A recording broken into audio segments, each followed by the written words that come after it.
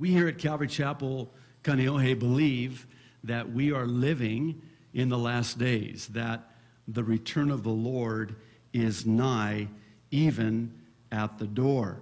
And actually, that's why 2 weeks ago, we began a mini-series of sorts on why it is that the rapture of the church of Jesus Christ must happen before the 7-year tribulation.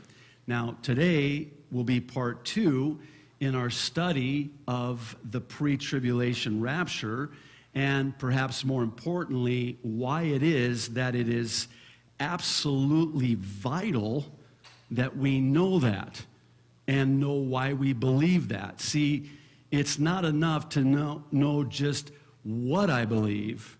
I need to know the why behind the what of what I believe. Now, I gave you 2 weeks ago an acronym using the first letter in the word rapture, and we created 7 reasons why the rapture must happen before the 7-year tribulation. I'll give them to you again. By the way, for those of you that are interested, you can go online to our website at calvarychapelkaneohe.com, and everything that you see here on the screen, minus the graphics, is in a downloadable PDF file that you can download and print out. It has all the notes, references, scriptures, etc. So, beginning with R in our acronym for the word rapture, the reason why the rapture must happen before the 7-year tribulation is because of the revelation to us. A, the effect upon us. P, the purity of us.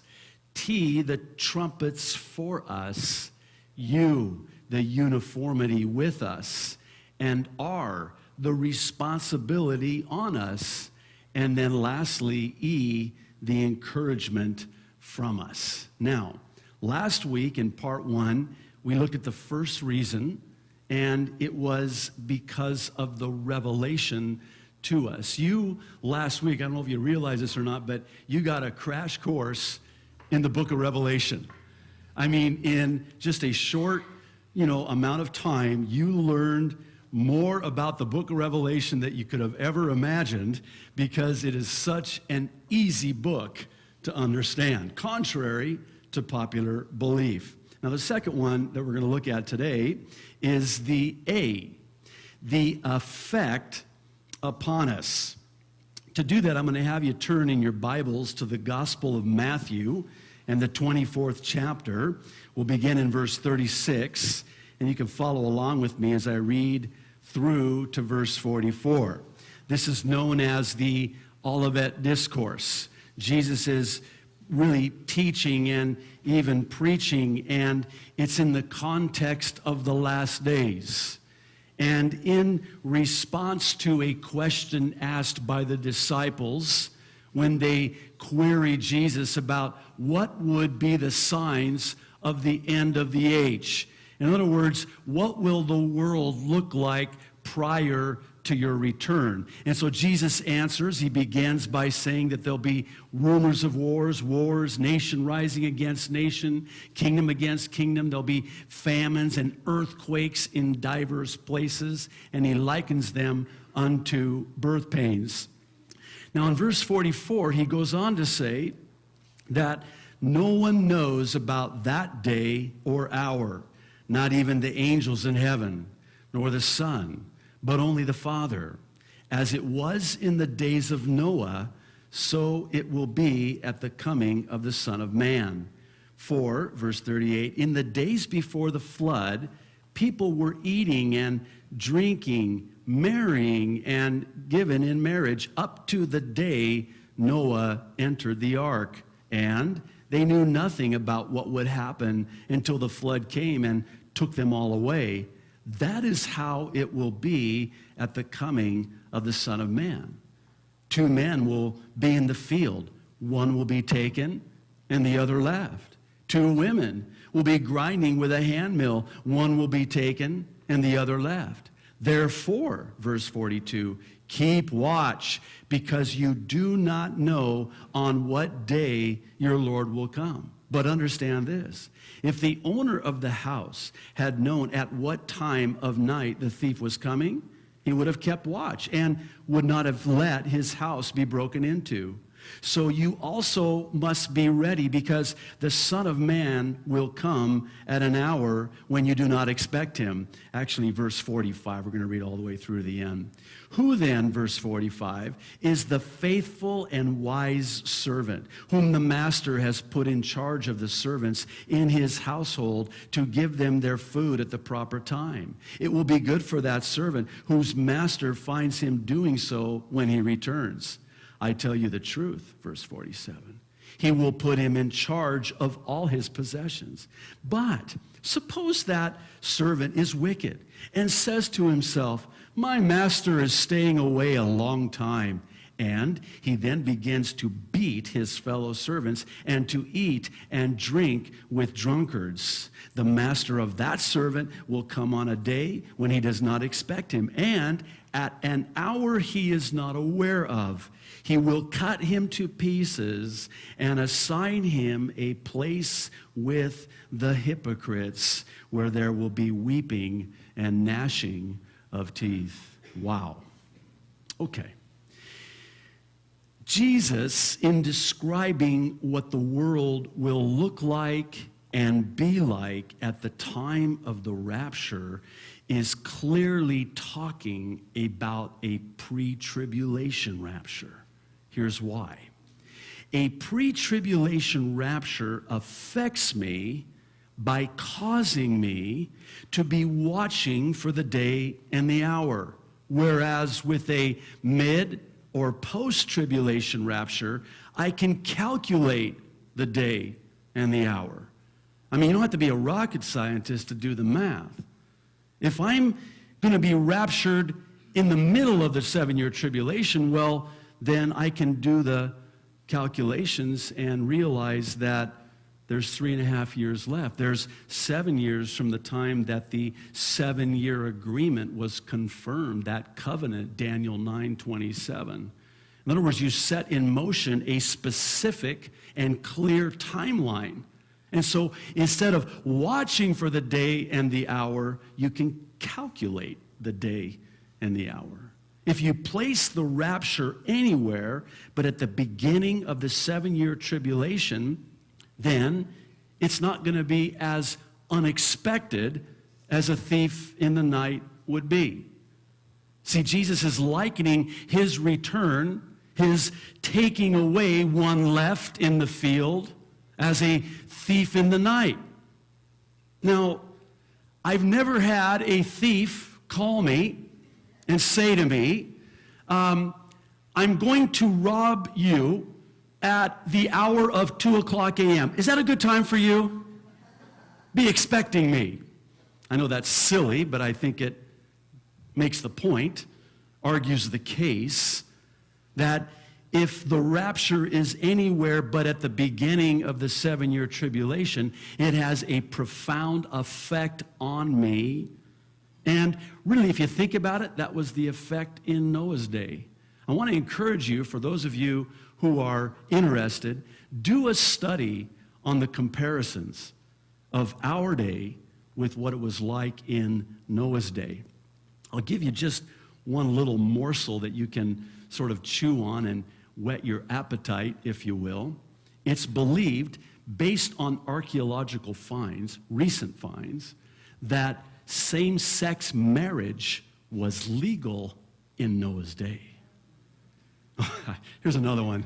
I'm not going to give you all of them. You need to do this on your own as a Berean. Search the scriptures and see if it be true. But the population, based on scholars' calculation, in the day of Noah was at least, some believe, 6 billion with a B in population, because people lived so much longer.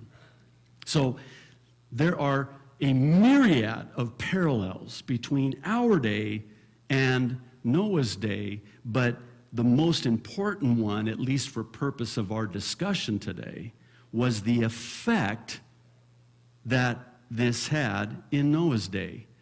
We're told, Jesus says that they knew nothing about what would happen until the flood came and took them all away. Right up until the day and the hour that Noah and his family entered the ark. And Jesus is saying that's what it's going to be like at the rapture. This passage that we just read in Matthew's record is speaking clearly about the rapture of the church of Jesus Christ. Now, when Jesus says that two will be working and one will be taken while the other is left, he's describing a world that seems to be about business as usual. They're buying, they're selling. They're building, they're planting. They're working. This is just another day at work. They got up that morning, they had no idea that their coworker, that coworker in the cubicle next to them, would be taken and they would be left behind. So, in other words, the climate, for lack of a better word, probably not a very good word in this day and age, but the environment in which we have described here would seem to indicate that everybody was just going about their business and knew not what was about to happen, what was about to come upon them until they were all taken away. See, the rapture has to happen before the 7-year tribulation. Otherwise, what Jesus is saying here makes absolutely no sense at all. See, what's the world going to look like right before the second coming? I don't want to be here to find out. We're told what it's going to look like, and suffice it to say, it's not a pretty picture. It is unspeakable cataclysm, horrific carnage. And it's really, in some ways, the antithesis of what the world will look like prior to the rapture. I don't think prior to the second coming there's going to be a whole lot of weddings. Pastors aren't going to be real busy performing wedding ceremonies prior to especially in the last half of the 7-year tribulation. So it doesn't fit. You can't make that work. It's not compatible. And really, it's the reason there will be those who are left behind. They're not expecting it. They're not watching for it. And that's why they're eating, drinking, planning, partying. No hurry, no worry. Which I believe is one of the most successful campaigns ever launched by Satan. Is to not try to deceive us that there's no heaven or there's no hell. Rather, it's to deceive us into believing there's no hurry and there's no worry, as with the wicked servant in the parable. Oh, no worry, my master delays his coming. He is staying away a long time. I've got time to party. So in addition to watching, the pre-tribulation rapture affects me by causing me to be faithful. Whereas with a mid or a post, there's no hurry, there's no worry. There are things that still need to happen. I've still got time. See, if you place the rapture anywhere but at the beginning of the 7-year tribulation, you delay Jesus' coming, and don't do that. Don't be delaying my master's coming. Jesus is coming, and he is coming soon, and he is coming, he said, at an hour that we do not expect. And in so doing, it will profoundly affect how you and I live our lives. That's why it matters. Let me ask you a question.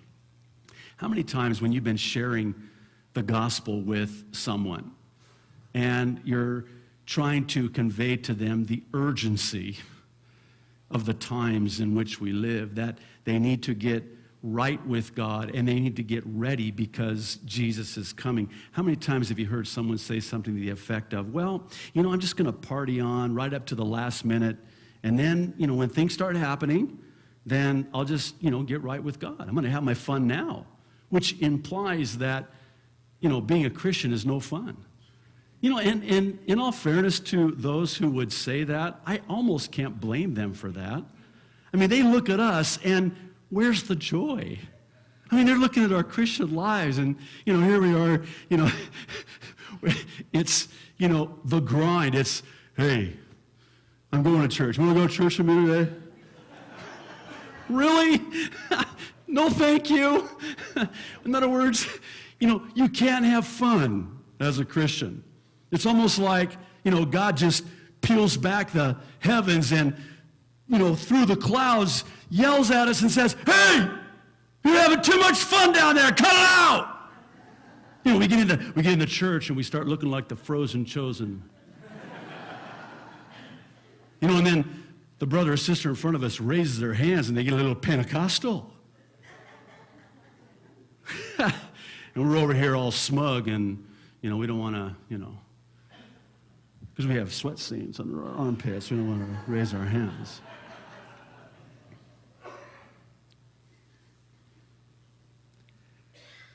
Sadly, that seems to be the banner under which those who blow this off and shine this on rest their case. And that's the effect that a mid or post-tribulation rapture will have on people. It affects how they spend their time. Why? Because they still have time. And that's the effect that it had on the wicked servant. And in a similar way, it is also the effect that it has on the last days lukewarm Laodicean church. There's a common denominator. We've been talking a lot about Laodicea lately. We talked about it last week. And the common denominator is that both a carnality and a brutality have gutted out the urgency of the priority of eternity. After all, I've still got time. There still needs to, the temple needs to be rebuilt. The covenant needs to be confirmed. And you can go on and fill in all the blanks. There's so many things that really need to start happening in order for the rapture to come. And in so doing, you've delayed the master's return. Conversely, it's the opposite effect on the faithful servant, and similar in many ways to the effect that it had on the last days faithful church, the church of Philadelphia. The only church next to Sardis of the 7 churches in Revelation chapters 2 and 3 that did not receive a rebuke from the Lord. The Sardis church was the persecuted church. Pardon me, not Sardis, Smyrna, pardon me. Sardis got rebuked, trust me, okay? Smyrna was the persecuted church. Philadelphia, the church of brotherly love, no rebuke. They were the faithful remnant. And the common denominator is that they both wisely lived with both an expectancy and an urgency for their master to return. See, for this church, for this servant, my master could come at any time, and I want to be found faithful in what he's called me to do, so that he can say to me, well done, good and faithful servant, enter in. I don't want his return to be for me as a thief in the night. And because there's nothing that has to happen before the rapture of the church, that has a pretty profound effect on how I live my life, how I spend my time, and how I look at things that are happening around me. And that's another effect that a pre-tribulation rapture has upon me. It causes me to long for his appearing. Do you long for his appearing here today? I mean, is there almost an ache, a longing for his soon appearing? I mean, I had it was either YouTube or Facebook, and it was you could just feel the heart behind the comment. Thank you so much, Pastor, for teaching on the rapture. It has so encouraged and blessed me because I want to get out of this wicked place. She's longing for his appearing because this world is not her home. She's just passing through We're nomads, we're Bedouins, we're pilgrims, we're foreigners, we're aliens, as one translation renders it. This is not our final destination. Soon and very soon, we'll be taken to our eternal home. And so, as I look around this world, I think to myself, I really don't want to be around. I don't want to stick around. But the encouragement comes because the longing comes. Now, if you put the rapture in the middle or at the end, you're not longing because it's longer. That's just not a play on words. See, now, my longing has been deferred because the hope is longer. Because now more things have to happen.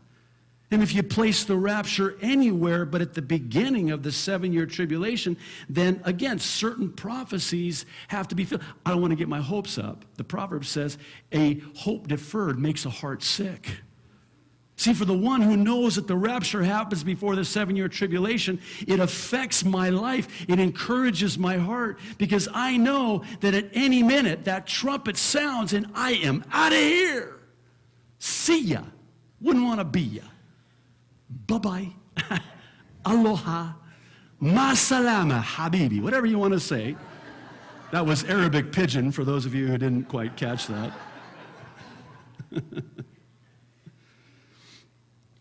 See, this affects the way I view Bible prophecy. I mean, this is a game changer, as they say, because now I'm looking for the appearing of the Lord Jesus Christ instead of looking for the appearing of the Antichrist. See, if the rapture isn't before, then I'm all freaked out about the Antichrist. I'm thinking to myself, you know, I wish I was longing for Jesus Christ, but I'm fearing because of the appearing of the Antichrist, which must come first. Now, I want to address a question that is often asked, and I will never tire of saying this because I think it's so apropos, especially for those of us who are just so ready to get out of here. We want the Lord to come back yesterday, and we're longing for his appearing. Now, what if it's not as soon as we think? What if we have to go for another 4 more years? Sorry, that slipped out. I don't know, it must have been a...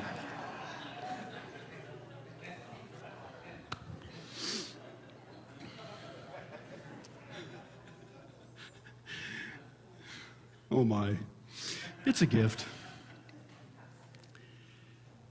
What if the rapture isn't for another several years? What if it's not for another 10 years?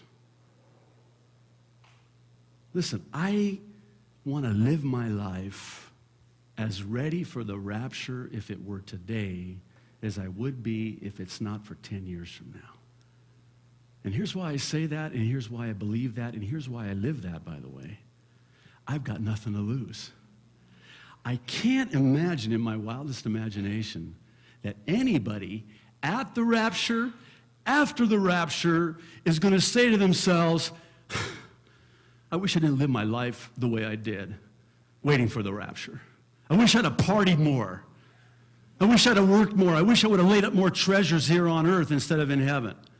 I've never had anybody wish that they didn't live for the Lord at the end of their lives.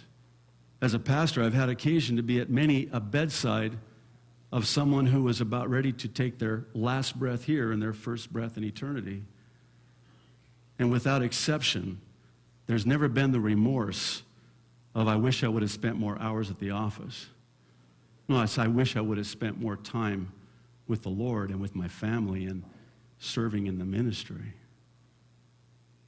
You know, there's just a sense of, when I hear a man of God, as I did once, say to me, and this is someone whom I just looked up to, and say to me that my only regret is that I didn't spend more time in prayer.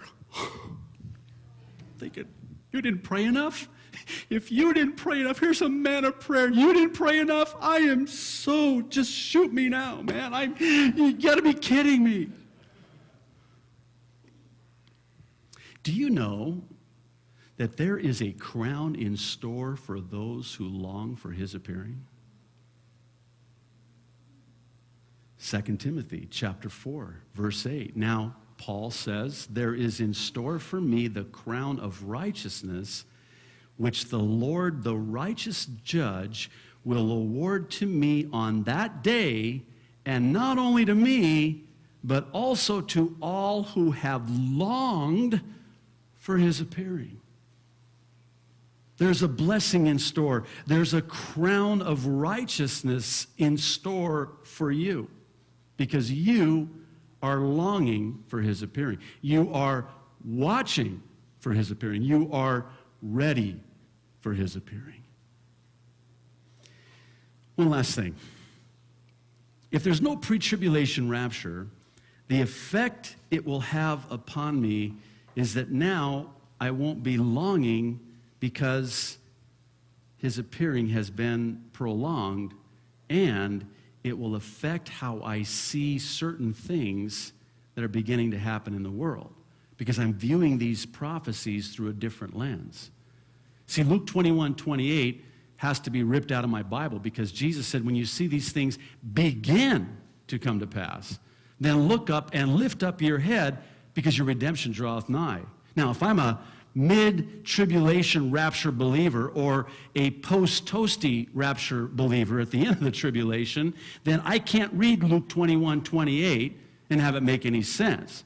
Because it should read, if that were true, that when you see these things begin to come to pass, then go buy land on the big island and farm your own food and store up and stockpile, because the tribulation is a-coming.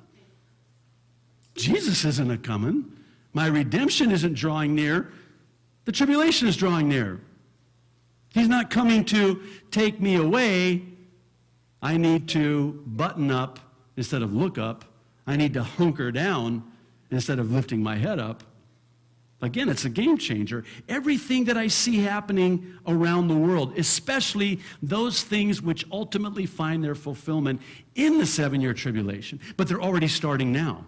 It's kind of like, I think just recently, someone put up the sign with the number of days left to shop before Christmas. I'd like to find out who that person is, because that is just wrong. It's August. That's wrong. Now, if the signs are already up for Christmas, I know Christmas is near. But I know that Thanksgiving is nearer. Let me say the same thing a different way. If everything is already being decorated, the world is already being decorated with the signs of the 7-year tribulation, and Thanksgiving comes before Christmas like the rapture comes before the tribulation, then how much closer is the rapture? It affects the way that I see things in the world. My worldview is skewed, for lack of a better way of saying it. And when I hear breaking news like that which we had just a couple of days ago last week, I don't see it the same way. I don't view it the same way. Did you hear about this? According to one news source, we're one step closer to embedding computer chips into people with a new technological breakthrough. A team of researchers revealed a translucent, flexible circuit, a sort of electronic skin that you can apply to your own skin, just like a temporary tattoo. And once the device is activated, it can monitor your heartbeat, the flexing of your muscles, your brain waves. It can even detect speech. And outfitted with a wireless transmitter, it could send all the data straight to your computer, or maybe even to your doctor, or who knows, the limits of the, and I'm quoting, the limits, watch this, of the imagination of things we might be able to do with this. The possibilities are limitless. You know what it says about Noah's day? That the imagination was continually wicked. And they were inventing more things in Noah's day. And that's the word translated in many of our translations from the original Hebrew in the Old Testament. Now let's just say hypothetically that I don't really believe that the rapture is before the 7-year tribulation. And then I see some news story like this, and I'm, kind of connecting the dots with the very chip, this, FDA approved the implanting of a computer chip the size of a grain of rice injected just with a needle into human beings. The FDA, 2004. What now, 7 years ago. So, but that just, you can retrieve information from the chip, but this apparently retrieves information from your brain. Oh, how convenient. Revelation chapter 13. I'm sitting in front of my computer. I got my hand on the mouse, and I've got this little electronic skin or implanted within, and the mouse just reads. I don't need my user ID that I keep losing or my password, because it just reads it off of the chip. And the chip reads it off of what I want to, do. I don't even have to click the mouse anymore. Oh, and that webcam that you have, that they're all spying on you on your laptops and your computers. I'm just kidding. Not really. They might be. You never know. Put a piece of tape over it just to be sure. But until you Skype, then you can take it off. But I know, I just freaked a lot of you out just there, right? But the camera reads the electronic device on the forehead. And we're told that the Antichrist will use this technology, or a combination of something similar to this technology with the technology that's already there. And he'll force all, great and rich and poor alike, to accept this mark in the forehead and in the forehand if they want to buy and sell. Now, if I'm one who doesn't believe that the rapture comes before the 7-year tribulation, then I'm ordering my next computer without a camera on the thing. When I go into the doctor, and the doctor says, we have a better way now to monitor your heart and your blood pressure, and he pulls this thing out, you're going, it changes how I view everything. And it changes how I live my life because of the effect that it has on me. Conversely, I believe that the rapture is before the 7-year tribulation. I see this, I look up, I lift up my head, and I say, Lord, Maranatha, come quickly. I'm not going to be around for this. I don't have to worry about this. This is not something that I'm going to be here for, because my Jesus is coming for me, and he will take me out of here, because he went to prepare a place for me. And he said, where I am, there ye may be also, because in my Father's house are many dwelling places. Now, by the way, that is going to come into play, Lord willing, next week when we get to the P, the purity of us. It's one of my favorite of all 7 of them, because we're going to talk about how it is that when Jesus said, I go to prepare a place for you, he's talking to his bride the way a Jewish bridegroom would say to his bride, now that we're engaged, I'm going to go build a bridal chamber, and I'm going to come and snatch you away as a thief in the night, and I'm going to take you to that place that I prepared for you, and we're going to celebrate and consummate our marriage together. And you know how long that marriage is celebrated for? A period of 7 days/years.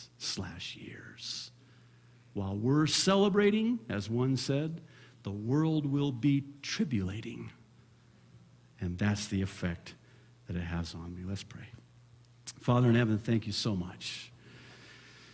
How could we possibly thank you enough for telling us in your word why it is and how it is that we believe what we believe.